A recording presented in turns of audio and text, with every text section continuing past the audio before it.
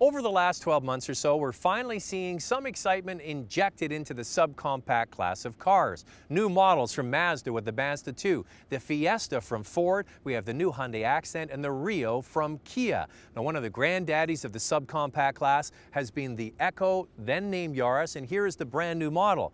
For many years, subcompact cars were looked at as basic transportation for people who live in urban areas. Now there's some fun in this class, and the Yaris is following suit. It's lower and wider, looks more aggressive. It's a good-looking little car, but is there substance behind these good looks?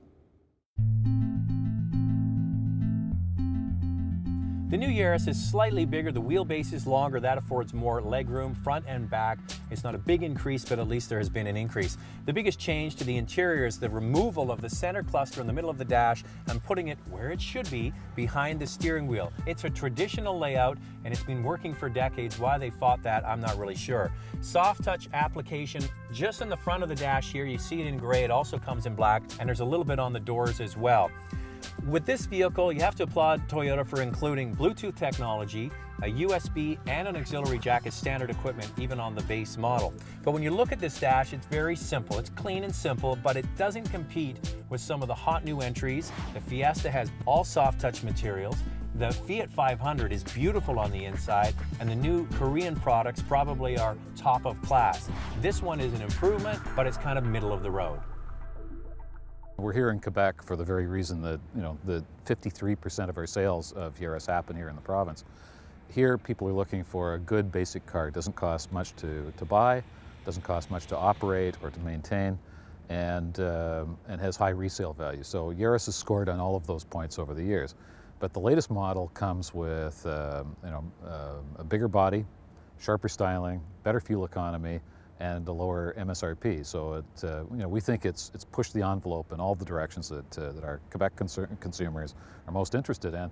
But at the same time, as you get in and drive the car a little bit, you'll discover new, more spirited performance in the vehicle as well. So it's taken it to the next step, and we think that that's a good news story, not only for consumers here in Quebec, but all across the country.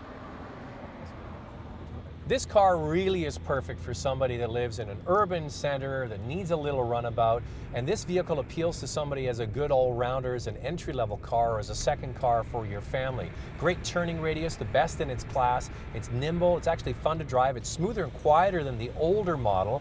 A couple of things they need to figure out, though, is competing with cars like the Accent and the Kia Rio, the Fiesta, as I mentioned. You got to add some luxury features in this car, like remote control key fob to unlock the doors. Heated seats are not available, and that really is a minus, because if you've ever had a car with heated seats, you always want a car with heated seats.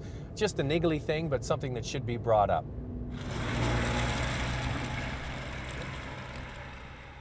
This is a very competitive class in the marketplace, because the people that are looking for a subcompact car, they're looking for value. They want to get the most for their money. They're buying the least expensive cars sold in the country, and they want to get as much as they can out of them. So what they do is they look at all the specs online or the brochures, and they see, I'm going to spend $14,000, $15,000, $16,000. What's in the car? And when you look on paper, this Yaris falls a little flat, especially from those hot new competitors from Korea, the Rio and also the Accent.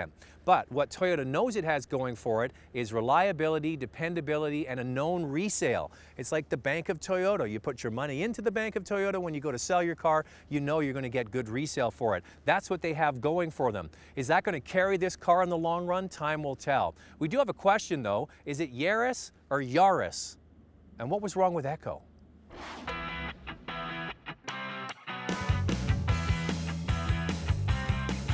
See all our reviews of the latest Toyota products. They're available 24/7 at drivingtelevision.com.